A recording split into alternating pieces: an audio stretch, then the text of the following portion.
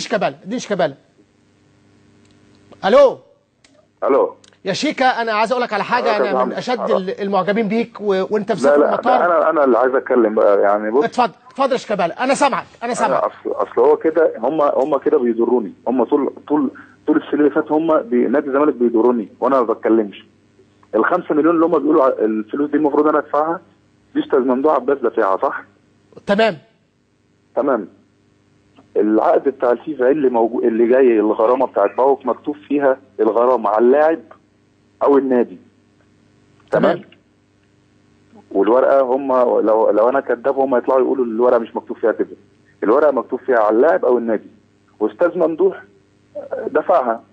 تمام. وهم خصموا مني اوريدي فيهم 3 مليون ونص.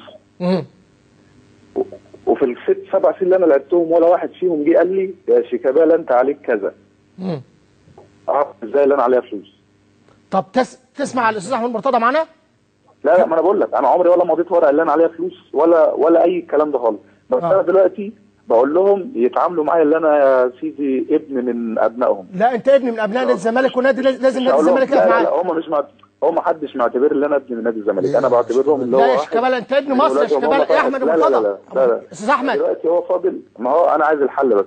انا دلوقتي فاضل ساعه او ساعه ونص. هم هيعجبهم ان انا اركب الطياره الصبح؟ بصراحه لا، يعني ما حدش انا لو جيت الصبح مش هلعب، هفضل قاعد. هم هيبقوا مبسوطين ان انا افضل قاعد في النادي؟ يعني هفضل اتمرن وافضل قاعد في النادي؟ لا. طب الحل انت شايفه ايه يا شيكابالا؟ الحل شايفه ايه؟ هو الحل اللي انا اقول لهم يعني لو انتم ما مشيتوش الموضوع ده حسب الله ونعم الوكيل فيكم. طب وايه السبب يا شيكابالا؟ شيكابالا. الو استاذ محمد. يا عبد الرحمن. لا انا احمد مرتضى. انا احمد مرتضى. اتفضل يا استاذ احمد، ليك الرد يا استاذ احمد.